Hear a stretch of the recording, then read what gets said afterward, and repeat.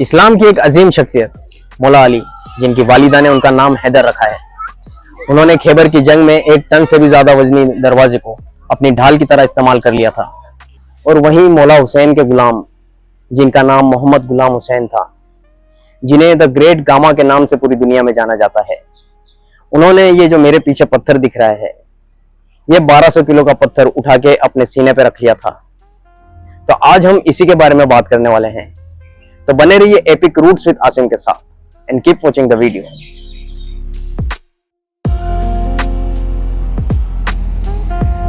Gamma पहलवान एक कश्मीरी मुसलमान थे जो पंजाब के अमृतसर जिले के जाबोवाल गांव में पैदा हुए। उनकी पैदाइश की जो दिन है वो 22 मई 1878 है और उन्हें पूरी दुनिया में एक अजीम पहलवान के तौर पर जाना जाता है।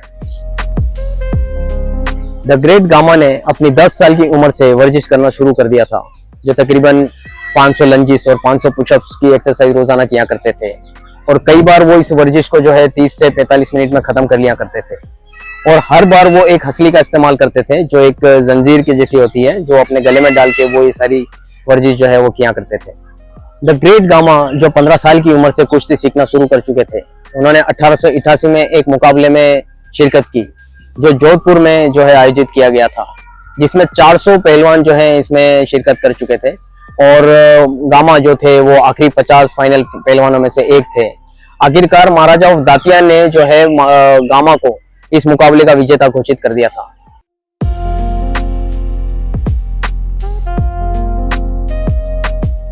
आज के इस जमाने में ज्यादातर पेशावर वेट लिफ्टर सालों की वर्जिश के बाद भी 100, 200 या 300 केजी वेट उठाने पे हांफने लगते हैं। वहीं एक जवान लड़का अपनी 20 साल उम्र में एक ऐसा कारनामा करता है कि स्टेडियम में बैठी हुई सारी ऑडियंस की सांसें थम जाती हैं। साल 1902 गामा पहलवान ने बड़ौदा शहर में मौजूद नजरबाग पैलेस में रखे गए एक बहुत ही भारी पत्थर को उठाकर अपने सीने पर रख लिया था। द ग्रेट गामा के नाम से जाने जाने वाले एक अजीम पहलवान ने इस कारनामे को इसी बड़ौदा शहर में अंजाम दिया था। इस पत्थर को आज इसी सयाजी बाग के म्यूजियम में रखा हुआ है, जो तकरीबन 2.5 फीट ऊंचा है, जिसपे बिल्कुल साफ तरह से लिखा हुआ है कि इस पत्थर को गुलाम मोहम्मद हुसैन ने दिसंबर 23, 1902 में उठाया था। गामा उस वक्त बड़ौदा शहर में एक पहलवानी मुकाबले में शिरकत करने के लिए आए थे, तब उन्होंने इस कारनामे को अंजाम दिया था। गामा वर्ल्ड में सबसे बेस्ट रेसलर थे और उन्होंने हर मुकाबला जो है अपनी लाइफ में जीता था। और 1960 में जब उनका इंतकाल हुआ, तब तक वो अनबीटन रेसलर ही रहे। इस पत्थर को तकरीबन 1912 में नजरबाग पैलेस से म्यूजियम में शिफ्ट किया गया था और इसकी एंट्री जो है 10/10 से की गई है, जिसके मुताबिक द ग्रेट गामा ने इस पत्थर को अपनी चेस्ट तक उठा लिया था, जिस वजह से इस पत्थर की जो हिस्ट्री है बड़ौदा से काफी जुड़ी हुई है। और इसी वजह से इस पत्थर को बड़ौदा म्यूजियम के बाहर रखा हुआ है।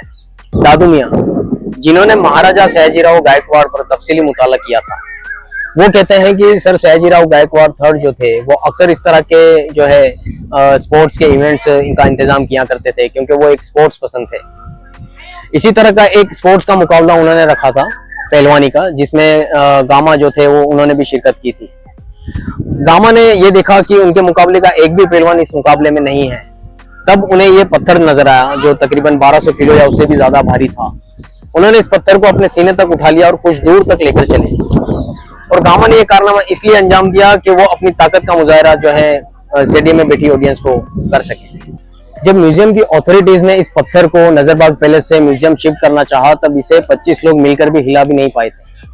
आखिरकार म्यूजियम की अथॉरिटी को जो है हाइड्रोलिक मशीन का इस्तेमाल करना पड़ा इसे अपनी जगह से हटाने के लिए और इस पत्थर को यहाँ प्लेस करने के लिए। इस बात से हम गामा की ताकत का अंदाजा लगा सकते हैं। तो मेरा ये एक और वीडियो था बड़ौदा से हिस्ट्री से जुड़ा हुआ। ये हिस्ट्री द ग्रेट गामा से जुड़ी हुई थी, जो बड़ौदा की बहुत ही इंपॉर्टेंट हिस्ट्री है। मुझे उम्मीद है कि आपको मेरे इस वीडियो के थ्रू बड़ौदा की कुछ और नई हिस्ट्री के बारे में जानने को मिला होगा।